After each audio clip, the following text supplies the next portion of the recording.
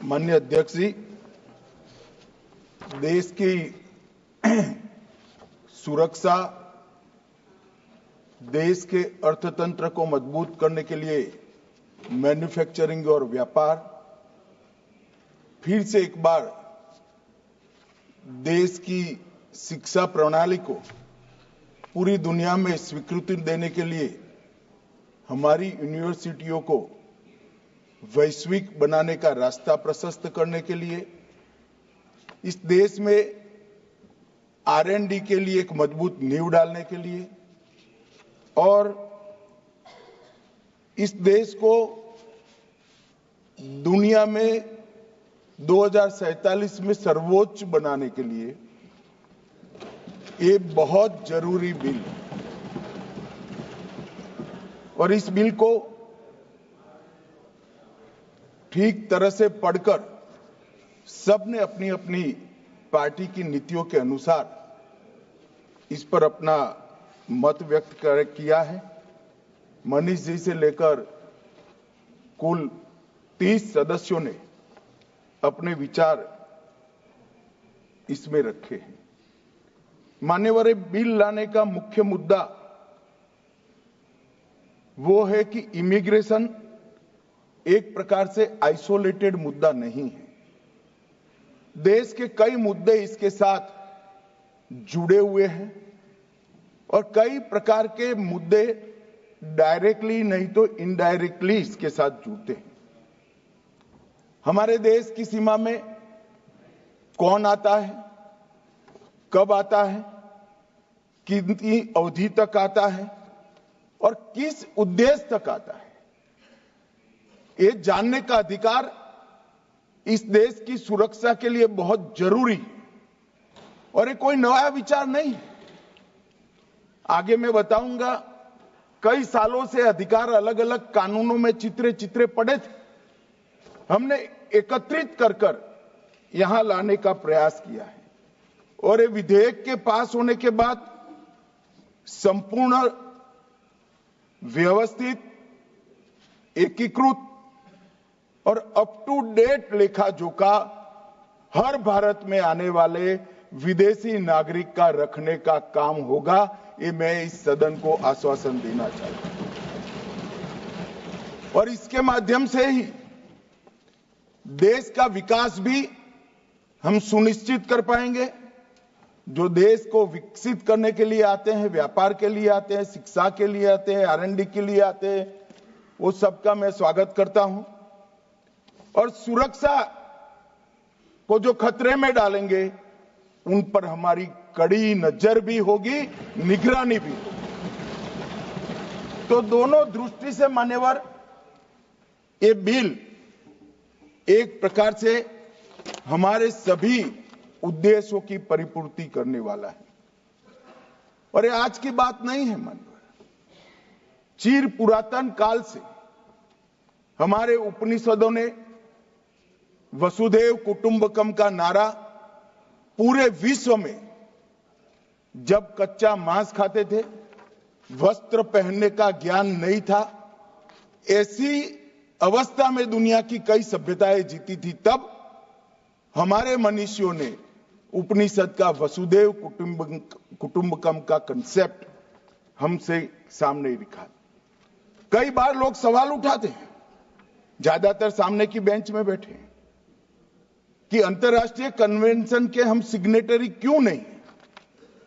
मैं आज इस बात का भी जवाब देना चाहता हूं कि अंतर्राष्ट्रीय कन्वेंशन को भारत ने सिग्नेटरी होने की जरूरत क्यों नहीं, क्योंकि भारत का ट्रैक रिकॉर्ड प्रवासियों के बारे में 5000 साल से स्पॉटलेस रहा है। इसलिए कोई पृथक शरणार्थी नीति की आवश्यकता नहीं। हमारी कई परंपराओं में, कई कानूनों में और कई प्रावधानों में इसका जिक्र किया। ये नीति तो उनको जरूर पड़ती है जो एक प्रकार से भौगोलिक सीमा से देशों की रचना हुई है। मान्यवर, हम तो जियो कल्चर देश है, भू सांस्कृतिक देश है। हम जियोपॉलिटिकल देश नहीं है।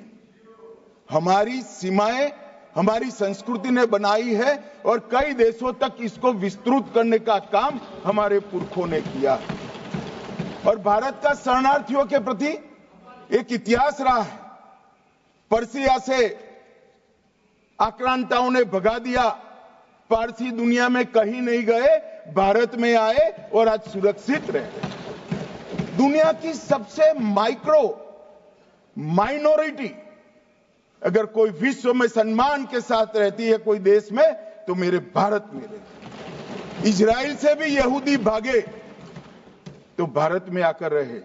और अभी मोदी जी के कालखंड में भी आसपास के देशों से 6 प्रताड़ित समुदायों के नागरिक को भी सीएए के कर शरण देने का काम भारतीय जनता पार्टी। भारत ने सदा ही मानवता के प्रति अपने कर्तव्यों का निर्वहन किया है। इसमें हमें कभी कोई कानून की जरूरत नहीं पड़ी। हमारी ये परंपरा है, संस्कृति, इन्होंने ही हमें वसुधैव कुटुंबकम का मंत्र भी सिखाया, संस्कार भी दिया।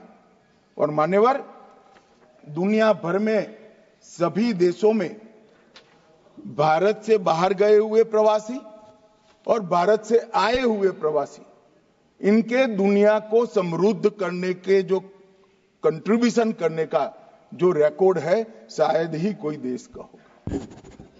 मान्यवर, हेन सांग आए, हर्षवर्धन के शासनकाल में आए, बौद्ध धर्म और भारतीय संस्कृति का अभ्यास कर चीन तक ले गए। मार्को पोलो आए 13वीं शताब्दी में, व्यापार और संस्कृति का अध्ययन कर पूरे यूरोप को समृद्ध करने का काम किया। इब्न बतूता आए 14वीं शताब्दी में, दिल्ली के न्यायाधीश बने। निकोले दे कॉन्टी आए, जिन्होंने 15वीं शताब्दी में विजयनगर साम्राज्य का अध्ययन किया और विजयनगर साम्राज्य की भव्यता को दुनिया भर में पहुंचाने का काम किया। अब्दुल रजाक आए 15वीं शताब्दी ने, कालीकट की भव्यता का और समृद्धि का वर्णन किया। अथानासी यस आए, इन्होंने 15वीं शताब्दी में हमारी सामाजिक प्रथाओं की उच्चता को दुनिया में प्रस्थापित किया।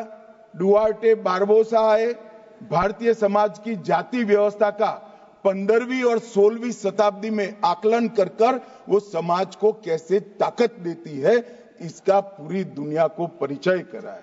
और फ्रांसवा बर्नियर आए 17वीं शताब्दी में, जिन्होंने मुगल साम्राज्य का वर्णन कर पूरी दुनिया में ये संदेश दिया। इसी प्रकार से भारत से गए हुए प्रवासियों ने भी दुनिया भर को समृद्ध करने का काम किया है। बुद्ध घोष यहां से चीन गए और पाली ग्रंथों का अनुवाद किया। थोरवाद बौद्ध धर्म का प्रचार किया। बोधि धर्म, भिक्षु मार्शल आर्ट, इसका पूरे चीन में प्रसार किया। और शाओलिन कुंग फू का मूल व्यक्ति हमारे तमिलनाडु का बोधि धर्म है। मान्यवर, महात्मा गांधी गए, एक प्रवासी बनकर ही गए अफ्रीका में, और पूरे देश जो संदेश लेकर पूरे देश का गए, दुनिया भर में कहा जाता था कि जिस साम्राज्य का कभी सूर्य अस्त नहीं होता था, वो साम्राज्य को अफ्रीका की धरती पर घुटने टेकाने का काम महात्मा गांधी ने किया। लाला हरदयाल गए, गदर पार्टी की स्थापना करी। वीएस नायपॉल गए, नोबेल पुरस्कार जीता। डॉक्टर द्वारकानाथ कोटनीस गए, चीन के युद्ध के दौरान चिकित्सा के लिए महान काम किए। और हमारे यहां से सुंदर पिचाई, सत्य नडेला, ऋषि सुनक, कमला Harris, doctor Hargovind Khurana, Kalpana Chawla, Sunita William, Zubin Mehta, ढेर सारे लोगों ने प्रवासी के रूप में जाकर वहीं की संस्कृति में रच बसकर दुनिया के अनेक फील्ड के अंदर भारत के समृद्ध विरासत को पहुंचाने का काम। आज दुनिया भर के देशों में बौद्ध धर्म है तो भारत के गए हुए प्रवासियों की ही कारण। सम्राट अशोक के पुत्र महेंद्र और पुत्री संघमित्रा जब लंका गए, वहां पर उन्होंने बौद्ध धर्म का प्रचार किया और आज हमारे सांस्कृतिक रिश्ते लंका के साथ इसीलिए है। और हमारा डायस्पोरा मान्यवर 146 देशों में फैला हुआ है। विश्व का सबसे बड़ा डायस्पोरा है तो भारत में है। और दादा कहते थे, जो देश समृद्ध होता है उसकी ओर दुनिया भर से लोग आते हैं, गरीबी की ओर से समृद्धि की ओर। दादा, ये सारे लोग जब यहां से गए तब भारत पूरे विश्व की जीडीपी पर 60% का कब्जा रखता था, तब गए। प्रवासियों के भ्रमण को देशों के आर्थिक मजबूती के साथ लेना देना नहीं है। वो कंट्रीब्यूट करना चाहते हैं पूरे विश्व की संस्कृति को, पूरे विश्व की शिक्षा को, पूरे विश्व के विज्ञान को, और इसलिए गए हैं। और आज लगभग 1,72,00,000 हमारे एनआरआई हैं। मान्यवर, इतना बड़ा डायस्पोरा और कोई देश का नहीं है। और इस सबके सुचारू रूप से आना जाना और उनकी सारी चिंताओं के निराकरण के लिए मैं आज ये बिल लेकर आया हूं। मान्यवर, आज हम सब जानते हैं कि विश्व छोटा हो गया है और ये 10 साल में हमारा अर्थतंत्र 11वें नंबर से 5वें नंबर पर पहुंचा है। पूरी दुनिया के अर्थतंत्रों की सूची में भारत एक ब्राइट स्पॉट बनकर उभरा है। भारत मैन्युफैक्चरिंग का हब बनने जा रहा है। उस वक्त हमारे यहां विश्व भर के लोगों का आना बड़ा स्वाभाविक है। हमारे इमिग्रेशन का स्केल और साइज दोनों मान्यवर बहुत बड़ा है और इसके साथ साथ शरण लेने की जगह अपने निहित स्वार्थ और देश को असुरक्षित करने वालों की संख्या भी बढ़ी है। अगर ये दोनों को संतुलित करना है, जो यहां सुचारू रूप से अपने देश के कानून के हिसाब से भारत की व्यवस्था को कंट्रीब्यूट करने के लिए आते हैं, व्यापार के लिए आते हैं, शिक्षा के लिए आते हैं, R&D के लिए आते हैं, लीगल सिस्टम को मजबूत करने के लिए आते हैं, वो सभी का स्वागत है मान्यवर। मगर मैं इतनी ही दृढ़ता से कहना चाहता हूं, चाहे रोहिंग्या हो, चाहे बांग्लादेशी हो, अगर यहां अशांति फैलाने के लिए आता है तो बड़े कठोरता के साथ उनके साथ मान्यवर व्यवहार। इसलिए ये नीति में उदारता के साथ साथ कठोरता की भी आवश्यकता है। हृदय में करुणा, संवेदना और देश के खतरों के प्रति सजगता दोनों रखकर, एक साथ रखकर ये नीति बनाई गई है। और ये दृढ़ प्रवासन नीति जो है हमारी मान्यवर, आज ये लेकर मैं आपके सामने उपस्थित हुआ हूं। मान्यवर,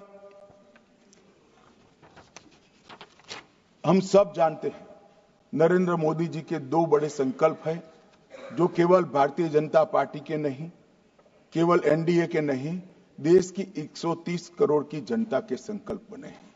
पहला संकल्प है 2027 तक विश्व की तीसरी सबसे बड़ी अर्थव्यवस्था बनना और दूसरा संकल्प है 2047 तक पूर्ण विकसित राष्ट्र बनना। मान्यवर, मैं मानता हूं कि दोनों ही लक्ष्यों की पूर्ति के लिए सरल, सुदृढ़ और समसामयिक कानून की व्यवस्था अनिवार्य है। और इसीलिए हमने ढेर सारे कानून, ऐतिहासिक बिल इस सदन में 10 साल में आए।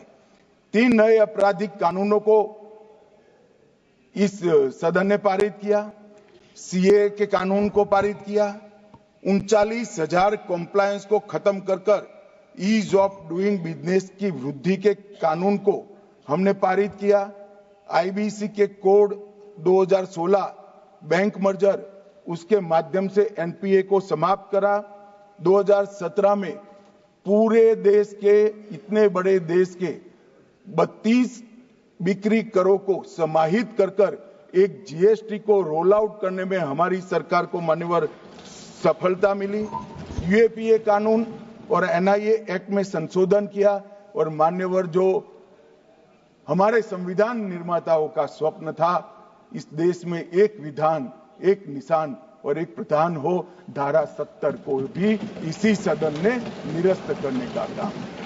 ये 10 साल के अंदर हर क्षेत्र के हर कानून को हमने मजबूत करने का काम किया है। आज मैं जब यहां आया हूं तब ये बिल को लेकर आया हूं, तो इस बिल के हमारे तीसरे नंबर के अर्थतंत्र बनाने का स्वप्न भी इससे पूरा होने वाला है। नई शिक्षा नीति में हमारी यूनिवर्सिटियों को ग्लोबल यूनिवर्सिटी बनाने का स्वप्न भी इससे पूरा होने वाला है। अनुसंधान के क्षेत्र में R&D करने वाले सारे लोगों को यहां उदार मन के साथ, विश्वसनीयता के साथ काम करने का भी एक अच्छा माहौल मिलने वाला है। इस देश को विश्व भर में खेलों का एक उत्कृष्ट केंद्र बनाने का स्वप्न भी पूरा होने वाला है। यहां पर मीडिएशन और आर्बिट्रेशन का अंतरराष्ट्रीय केंद्र भी बनने वाला है और इंफ्रास्ट्रक्चर के लिए भी ढेर सारे क्षेत्रों में यहां अनुसंधान की शुरुआत होगी। इसके लिए ये बिल बहुत अच्छा एक प्रकार से माहौल पूरा करेगा। मान्यवर, ऐसा नहीं है कि अभी कोई व्यवस्था नहीं है।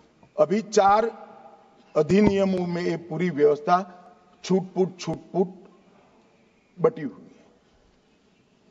4 अधिनियमों में कई सारी व्यवस्थाओं का ओवरलैपिंग भी है और 4 अधिनियम होने के बावजूद भी कई सारे छिद्र भी रह चुके हैं।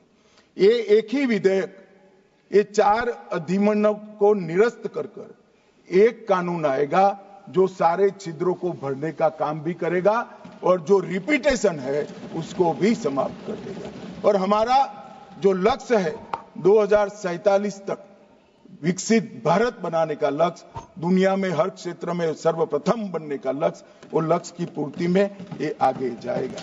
मान्यवर, 2047 के हमारे लक्ष्य के अंदर एक सशक्त अप्रवासन नीति का बहुत बड़ा महत्व हुए और ये जो विधेयक है अप्रवासन एवं विदेशियों विषयक विधेयक 2025, ये हमारी प्रणाली को सिंप्लीफाई करेगा, स्ट्रीमलाइन भी करेगा, सिस्टमेटिक बनाएगा और सुरक्षित मतलब सिक्योर भी करेगा। इसके साथ साथ ये ट्रांसपेरेंट भी बनेगा, ट्रैक ड्रिवन भी बनेगा, टाइम बाउंड भी बनेगा और विश्वसनीय ट्रस्टवर्दी भी बनेगा। ये सारे तत्वों का 3 साल के गहन विचार के बाद गृह मंत्रालय में विधेयक को डिजाइन किया गया है। मान्यवर, इसको फौरी तौर से राजनीतिक कारणों से विरोध नहीं करना चाहिए। मान्यवर, इसमें भारत में आने वाले यात्रियों का डेटाबेस तो ऑटोमेटिक बन ही जाएगा। भारत के टूरिज्म पोटेंशियल और टूरिज्म के क्षेत्र की बहुत बड़ी वृद्धि होगी।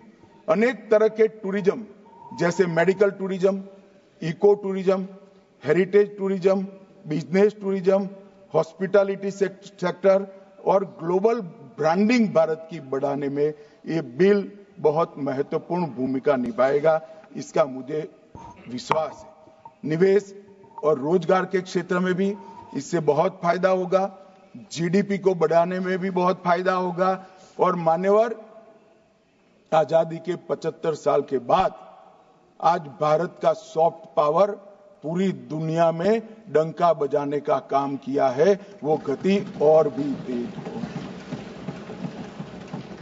जब मैं सॉफ्ट पावर की बात करता हूं तब हमारा योग, हमारे उपनिषद, हमारे वेद, हमारी आयुर्वेद और हमारी ऑर्गेनिक खेती की सिस्टम, ये आज पूरी दुनिया इसके पर बड़ी आशा की नजरों के साथ देख रही है। रोगों का दमन करने की जगह रोग न हो ऐसा मानव शरीर बनाना, ये हमारा बहुत पुराना विचार था जो आज पूरी दुनिया को आकर्षक लगता है कि रोग होने के बाद इसका दमन करने की जगह इसको आने ही न दे, इस प्रकार की जीवन पद्धति को विकास करेगा।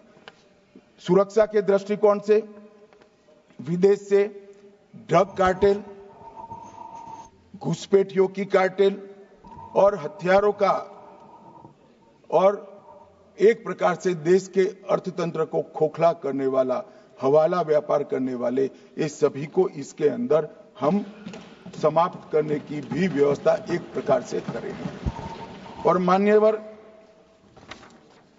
ये जब मैं विधेयक लेकर आया हूं तब मैं इस महान सदन को बताना चाहता हूं कि 4 विधेयक को जिसको ये रिप्लेस करेगा, उसके पासपोर्ट एक्ट में यात्रा दस्तावेजों की पासपोर्ट और वीजा की जो आवश्यकता है इसको पुख्ता करेगा।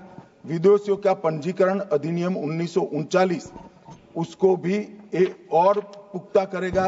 विदेशी अधिनियम 1946 इसको अवैध रूप से रह रहे विदेशियों को प्रतिबंधित करने का केंद्र में रखकर कानून को अंदर बदलाव किया गया है।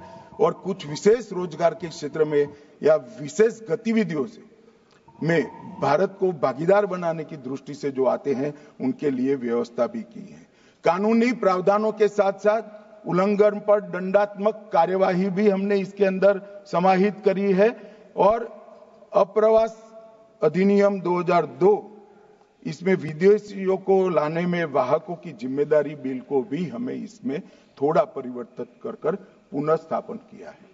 मान्यवर, ये तीनों बिल 1920, 1939 और 1946 ये देश आजाद होने के पहले ब्रिटेन की पार्लियामेंट में बने थे।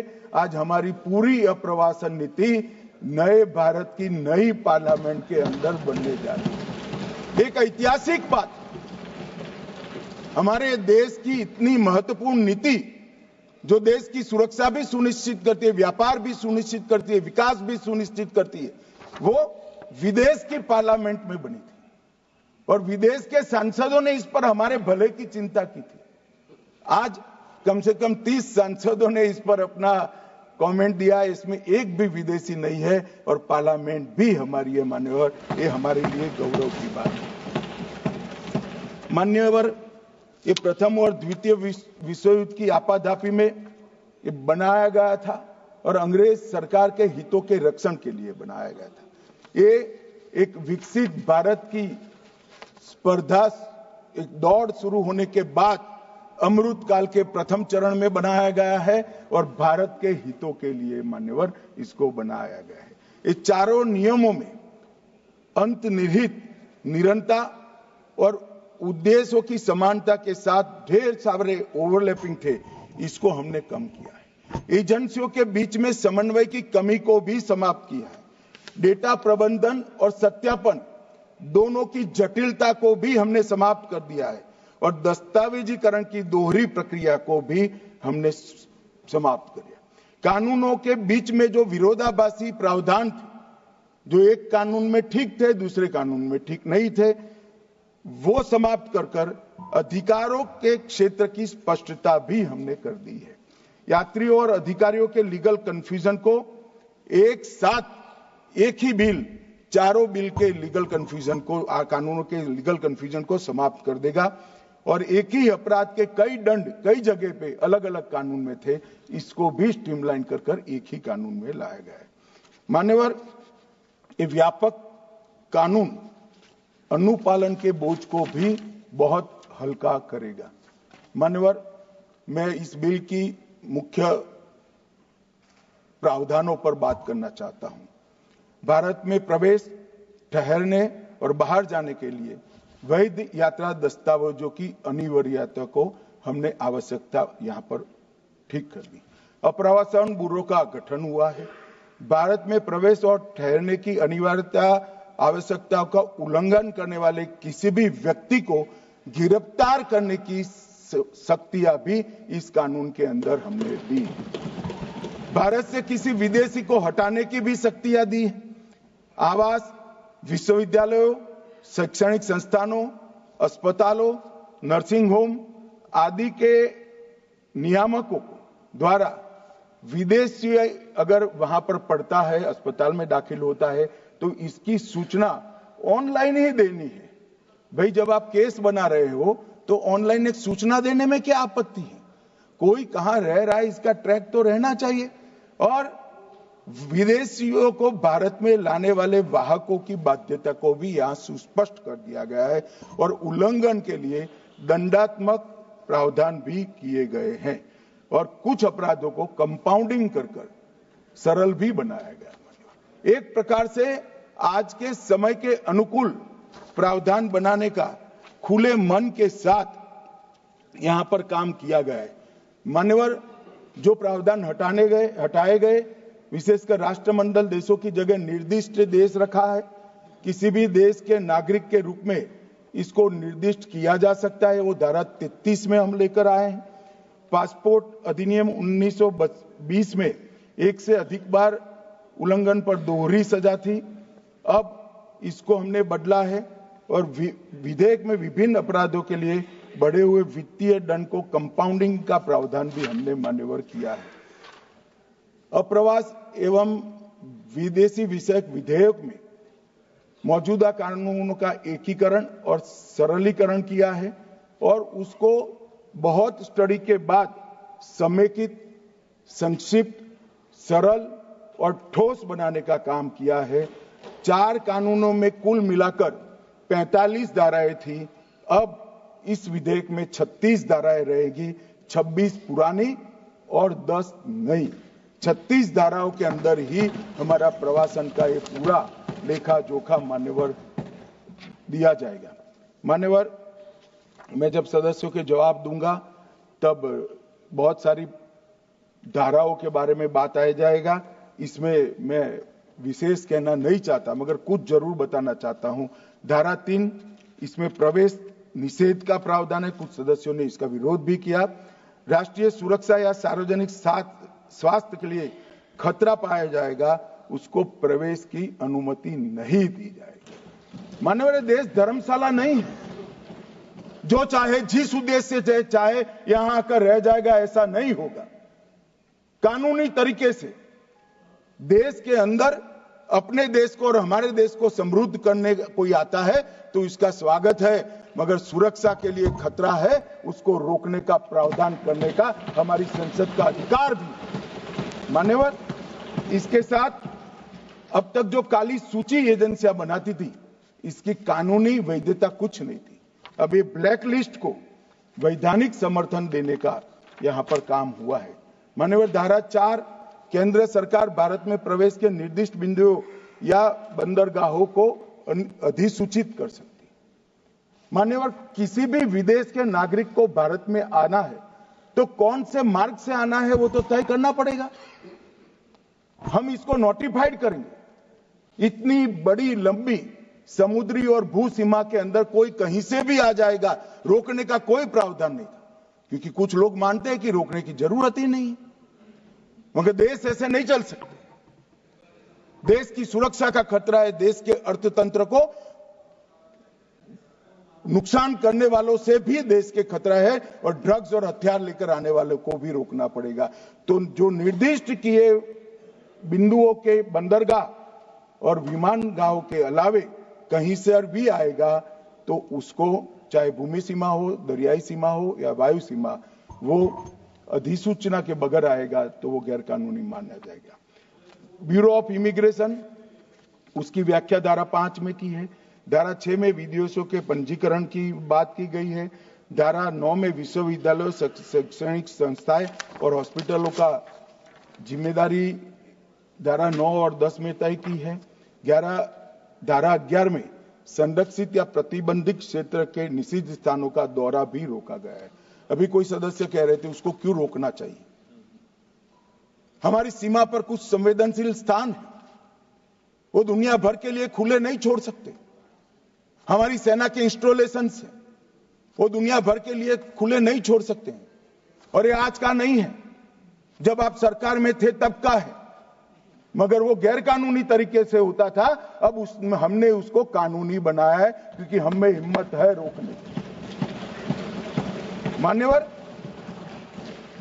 धारा 18 जुर्माने का भुगतान करने के लिए वाहक का दायित्व तय किया है। 25 में अपराधों का कंपाउंडिंग किया है और धारा 23 और 24 इस अधिनियम के अन्य उपबंधों के लिए उल्लंघन के लिए जुर्माना और जेल की व्यवस्था इसके अंदर मान्यवर की गई है। धारा 30 में नियम बनाने की शक्ति भारत सरकार को दी है। धारा 15 राष्ट्रीयता का निर्धारण, ये शीर्षक हटाने का काम हमने किया है। धारा 7 बायोमेट्रिक जानकारी लेने को कानूनी बनाया गया है और एक प्रकार से पूरी व्यवस्था को वैज्ञानिक तरीके से एक कानून में बांधने का काम किया है। मान्यवर, वीजा की प्रक्रिया बहुत पुरानी है और ये हम जो सुधार लेकर आए हैं वो कोई नए नहीं है। 2010 में 5 देशों के नागरिकों को पर्यटन वीजा ऑनलाइन देने की शुरुआत हुई। 2010 से 14 के बीच में 7 देशों को बढ़ाया गया और अब ये सुविधा 169 देशों तक हमने की दी है कि आप आइए, आपका स्वागत है, आप टूरिज्म बढ़ाइए। मगर रजिस्ट्रेशन तो करना पड़ेगा ना कि वो विदेश से इस देश में इतने समय के लिए आए हैं। कोई हमेशा के लिए नहीं रह सकता, इस देश का नागरिक नहीं बन सकता है, इसको रोकना पड़ेगा। आपके समय में सिर्फ 10 देशों तक था, उसको हमने 169 देशों तक पहुंचाने का था। मान्यवर, 31 नामित अंतर्राष्ट्रीय हवाई अड्डे और 6 प्रमुख बंदरगाहों अराइवल ऑन वीजा देने का काम हमने किया है और 2023 में आयुष वीजा की नई श्रेणी भी शुरू की है। अब ई वीजा की सुविधा 9 उप श्रेणियों के लिए की जाएगी। ई पर्यटन वीजा, ई व्यापार वीजा, ई चिकित्सा वीजा, ई चिकित्सा परिचारक वीजा, ई आयुष वीजा, ई परिचारक वीजा, ई छात्र वीजा और ई छात्र आश्रित वीजा। ये सारी श्रेणियों में ई वीजा का प्रोविजन कर विदेशियों को आने में हमने सरलता की है। जो लोग कहते हैं कि रोकना चाहते हैं, हम रोकना इसी को चाहते हैं जिनके उद्देश्य ठीक नहीं है। ये कहते हैं कौन तय करेगा, तो जो सरकार होगी ये तय करेगा। हमारी सरकार है तो हम तय करेंगे। कौन तय करेगा का क्या मतलब? भारत सरकार तय करेगी। कौन कर सकता है? कोई विदेश की सरकार करेगी? क्या विचार है? कौन तय करेगा? भारत सरकार तय करेगी, क्योंकि हम भारत सरकार में है तो हम तय करेंगे। मान्यवर, आयुष वीजा, इसकी श्रेणियों की भी संख्या बढ़ाई है और अवैध प्रवासी और ओवरस्टे की निगरानी के लिए अप्रवास वीजा और विदेशी पंजीकरण के ट्रैकिंग की एक सिस्टम IVFRT, इसको भी अब कानूनी आधार देने का काम किया है। मान्यवर, सभी अप्रवासन पोस्ट पर भारतीय मिशन FRRO और FRO, इसको एंड टू एंड एकीकृत सिस्टम से जोड़ने का काम हमने पूरा कर दिया है। देश भर के 750 से ज्यादा जिलों में DPM जिला पुलिस मॉड्यूल पोर्टल भी हमने शुरू कर दिया है, जो फॉरेनर्स आइडेंटिफिकेशन पोर्टल के नाम से जाना जाता है। और हमने कई प्रकार की अप्रवासन चौकियों का आधुनिकीकरण के लिए भी योजनाएं लाए हैं। अब उसकी संख्या बढ़कर 114 हो गई है मान्यवर, और एक जमाने में 4 से 5 मिनट लगता था, अब 1.5 से 2 मिनट लगता है। और FTITTP फास्ट ट्रैक अप्रवासन विश्वसनीय यात्री कार्यक्रम, ये 8 प्रमुख हवाई अड्डों पर लागू किया है, जिसमें सिर्फ ऑनलाइन 30 सेकंड में आप आपका घर से भरकर आते हो, तो 30 सेकंड जो जाने का समय होता है वो भी होता है। इन्होंने कहा कि भाई इससे प्रवासियों की संख्या कम होगी। मान्यवर, 2014 में अप्रवासन चौकियां 83 थी, अब 114 है। हमने 37% बढ़ाया है। ICP काउंटर 743 थे, आज 2278 है, 206% बढ़ाया है। भारत में आने वाले व्यक्ति कांग्रेस के शासन के समय में 2,49,00,000 थे।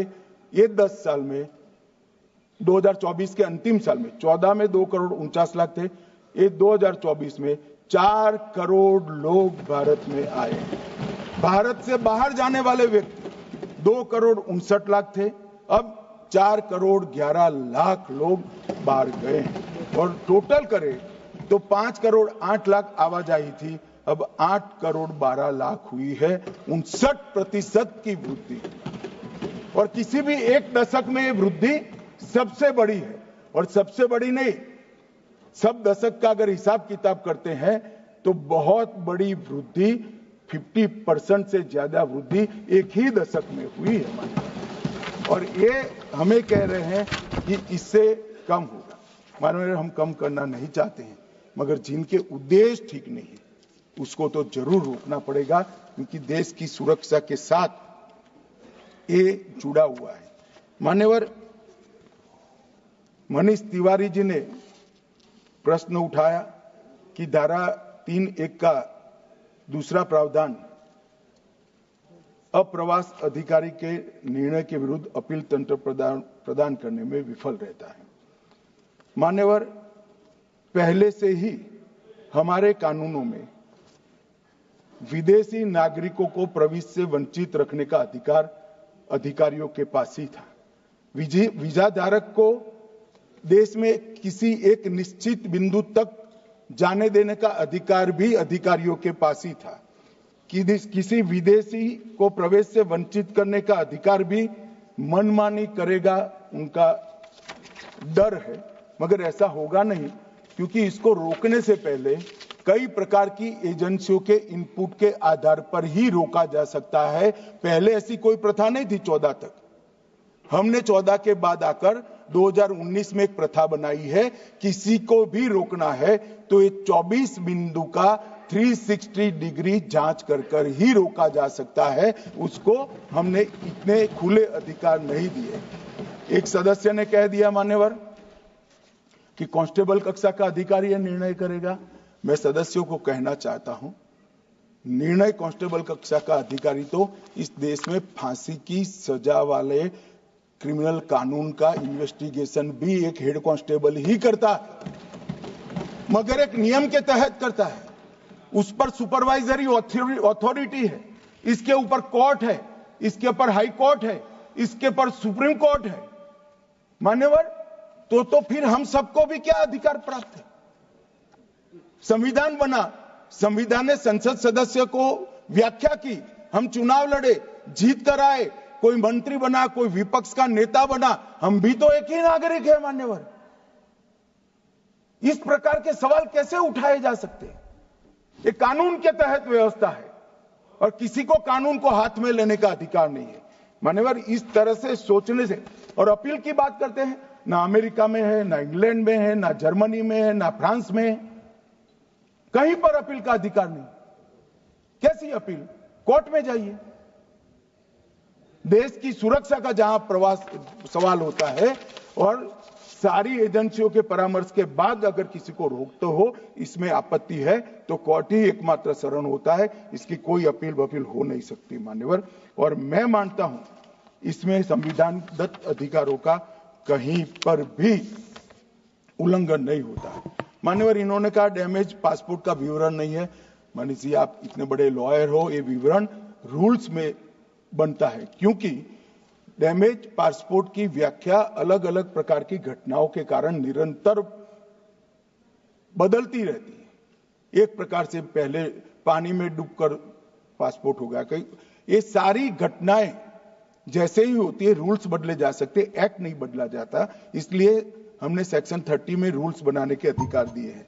क्लॉज 33 कुछ विदेशियों पर लागू होता है, कुछ विदेशियों पर नहीं होता है।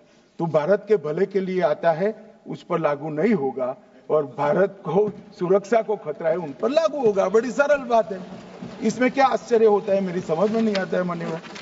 मान्यवर सुधाकर सिंह जी ने भी इसी प्रकार के कुछ मुद्दे उठाए। विश्वविद्यालय और अस्पतालों पर बड़ा बोझ आ जाएगा। कोई बोझ नहीं आएगा। आज कोई विश्वविद्यालय ऐसा नहीं है जिसको ऑनलाइन इंफॉर्मेशन देने में तकलीफ हो। बिल भी ऑनलाइन बनता है, फीस भी ऑनलाइन स्वीकारी जा सकती है, तो एक रिपोर्ट ऑनलाइन नहीं भेज सकते कि मेरे विद्यालय में इतने विदेशी लोग पढ़ाते, इतने विदेशी लोग पढ़ते हैं। क्या आपत्ति है? क्यों छुपाना है? ये जानकारी लेने का भारत सरकार का अधिकार है मान्यवर, और ये तो देनी ही चाहिए मान्यवर। इसके साथ श्री सुखदेव भगत, उन्होंने बंगाल की बात की कि बीएसएफ घुसपैठियों को रोकने के लिए अक्षम है। मान्यवर, मैं आज बड़ा गंभीर उन्होंने आरोप लगाया है। मान्यवर, आज मैं कई बार अलग अलग भाषणों में, अलग अलग जलसों में ये विषय उठा जाता है, बांग्लादेशी घुसपैठियों के लिए बीएसएफ क्या कर रही है, सेना क्या कर रही है। मैं आज वास्तविकता इस देश को बताना चाहता हूं और मैं ऐसा करता हूं कि तृणमूल कांग्रेस के सारे लोग सदन को छोड़कर नहीं जाएंगे, ध्यान से सुनेंगे। मान्यवर, हमारी बांग्लादेश के सटी हुई सीमा, अब सुनिए भाई, हमारी बांग्लादेश से सटी हुई सीमा 2216 किलोमीटर है। उसमें से 1653 किलोमीटर बाढ़ बन चुका है, बाढ़ के पास वाला रोड भी बन चुका है और चौकियां भी बन चुकी है। शेष फेंसिंग की लंबाई है 563 किलोमीटर। 563 किलोमीटर सीमा आज भी खुली है और शेष फेंसिंग जो 563 किलोमीटर है उसमें 112 किलोमीटर फेंसिंग ऐसी है, बॉर्डर ऐसी है जिसमें बॉर्डर फेंसिंग व्यवहारू नहीं, नाले हैं, नदियां हैं, ऊंची नीची पहाड़ियां हैं, जहां 112 किलोमीटर में फेंसिंग हो ही नहीं सकता और 450 किलोमीटर जहां फेंसिंग होता है वहां बाकी है। अब मैं वो बताना चाहता हूं कि क्यों बाकी है। ये 450 किलोमीटर के लिए मान्यवर मैंने डीओ लेटर लिखकर 10 रिमाइंडर करे हैं, बंगाल सरकार भूमि नहीं देती। मान्यवर, ये 450 किलोमीटर के लिए गृह सचिव बंगाल के मुख्य सचिव के साथ 7 मीटिंग करे, ये भूमि नहीं देते हैं। मान्यवर, जहां फेंसिंग लगाने जाते हैं सत्ताधारी पार्टी का कैडर आकर हुड़दंग करता है, धार्मिक नारे लगाता है। और मान्यवर, मैं कहना चाहता हूं कि ये 450 किलोमीटर फेंसिंग रुकी है तो केवल और केवल बंगाल सरकार की दया की दृष्टि घुसपैठियों के पर जो है इसके कारण। और मान्यवर, इससे आगे ये 450 किलोमीटर शायद ये भाषण सुनकर ममता जी भूमि दे भी दे तो हम खत्म कर देंगे, फिर भी 112 किलोमीटर खुली सीमा रहती है। मान्यवर, जब आप 2000 किलोमीटर बाढ़ बना देते हो और 112 किलोमीटर नहीं बनाते हो तो कई बार तो ये 2000 किलोमीटर के कोई मायने नहीं। आदमी को घुसने के लिए कितनी जगह चाहिए। तो 112 किलोमीटर जो नदी है, नाले हैं, एक कठिन भौगोलिक परिस्थिति है, वहां से लोग आते हैं। ये सवाल हमें करते हैं, अभी भी किया कि रोहिंग्या दिल्ली तक आ गए, आपके नाक के नीचे आया। मान्यवर, ये बांग्लादेशी घुसपैठे हो या रोहिंग्याज हो जो घुस कर आते हैं, पहले असम से भी आते थे जब कांग्रेस की सरकार, अब बंगाल से आते हैं टीएमसी की सरकार, घुस कर आते हैं। इनको आधार कार्ड दादा कौन देता है? नागरिक कहां के बने हैं? कहां के बने हैं? जितने बांग्लादेशी पकड़े गए 24 परगना जिले का आधार कार्ड और नागरिकता है मान्यवर। और ये जो आप आधार कार्ड इश्यू करते हो, वो आधार कार्ड लेकर, वो वोटर कार्ड लेकर ये दिल्ली तक आते हैं। आप उनको आधार कार्ड इश्यू न करो, आदमी क्या परिंदा भी पैर नहीं मार पाएगा। और दादा ये सब चीजें भी लंबे समय चलनी नहीं है। 26 में चुनाव है, बंगाल में कमल खिलेगा और पूरा बंद होगा। मान्यवर, मुझे भी मान्यवर, मैं आज कहना चाहता हूं, दिल्ली के चुनाव से मैं मौन रहा कि देश का सुरक्षा का प्रश्न है, तू मैं नहीं करना चाहिएगा। आज मौका भी है, दस्तूर भी है। इन्होंने सवाल उठाया, मैं बिल भी ये लेकर आया हूं, इसलिए मैंने देश की जनता को सत्य बताया है। ये 450 किलोमीटर जो आपकी कृपा से खुली रही है, वहीं से घुसपैठ है, वहीं नागरिक बनते हैं, वहीं आधार कार्ड बनाया जाता है और देश भर में फैल जाते हैं।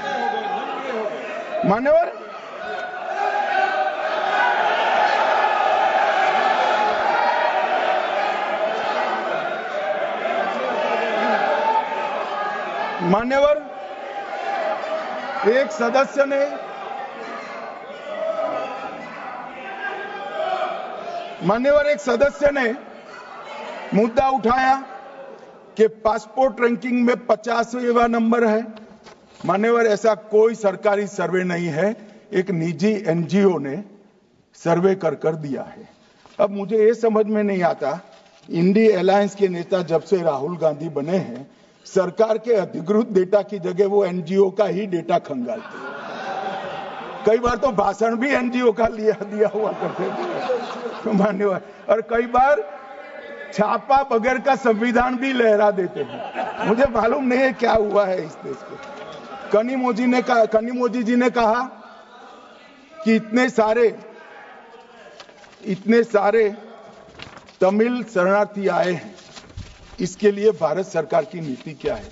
बहुत अच्छा मुद्दा मान्यवर, मेरा भी वो शरणार्थियों के लिए दिल इतना भी दुखता है जितना कनिमोजी का दुख। मगर उन्होंने कहा आपकी नीति क्या है। मैं नीति बताता हूं। 1986 से जो भारत सरकार का नीति है, और जब आप 10 साल यूपीए सरकार में थे तब जो आपका नीति था वो ही हमारा नीति है। ये तो 74 से आए, आप 10 साल था, दयानिधि जी भी मंत्री थे, बालू जी भी मंत्री थे, कुछ नहीं किया।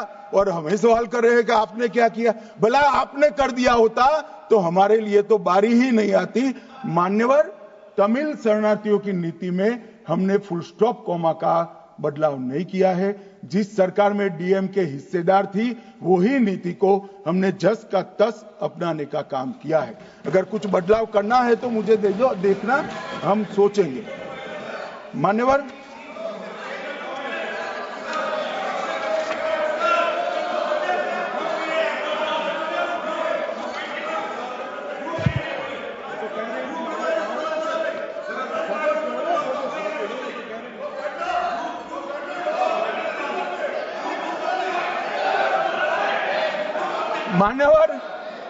मान्यवर, मुझे अब तक एडीएमके के सारे एमपी 4 बार मिले अलग अलग समस्या पर, एक में भी तमिल शरणार्थी का जिक्र नहीं।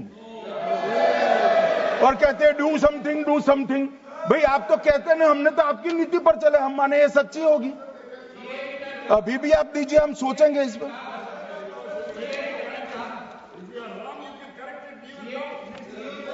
मगर आपने रॉन्ग किया है, एक्सेप्ट करते हो ना।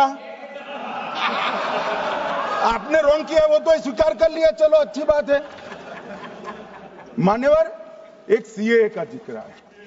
मैं इसमें कोई राजनीतिक टिप्पणियां करना नहीं चाहता। मैं इतना कहना चाहता हूं कि आजादी के वक्त जब आनन फानन में देश का विभाजन किया गया और दोनों ओर भयंकर खूनामार की हुई, हजारों बौद्ध, हिंदू, सिख लोग ट्रेन की ट्रेन भरकर काट दिए गए मान्यवर, तब हमारे देश के नेता गांधी जी, नेहरू जी, सरदार पटेल सबने अपील कहा था कि वहां रह जाइए, अभी स्थिति ठीक नहीं है, बाद में भारत में आपका स्वागत है, आओगे तो अब भारत के ही माने जाओगे। मान्यवर, वो लोग वहां अपने धर्म को बचाने के लिए, परिवार को बचाने के लिए, महिलाओं की परिवार की महिलाओं के सम्मान को बचाने के लिए भारत में आए।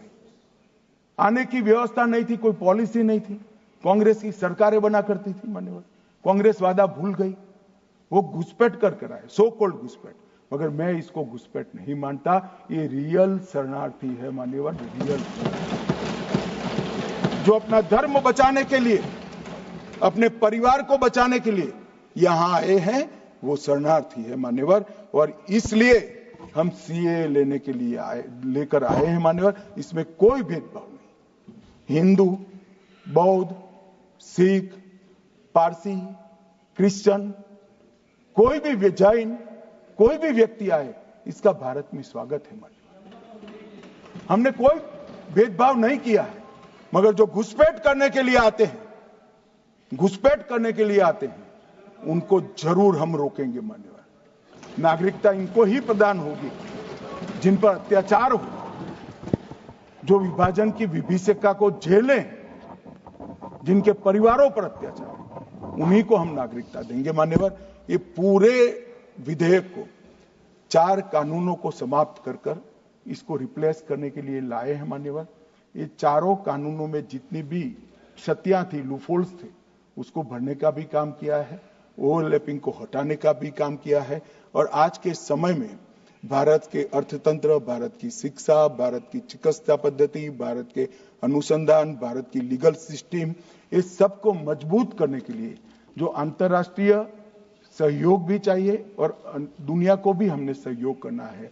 दोनों चीजों को देखकर, परंतु उसमें सबसे पहले देश की सुरक्षा की चिंता कर ये विधेयक लेकर मैं आपके सामने आया हूं मान्यवर। मैं आपके माध्यम से सदन के सभी सदस्यों को निवेदन करना चाहता हूं, इसको पारित करें।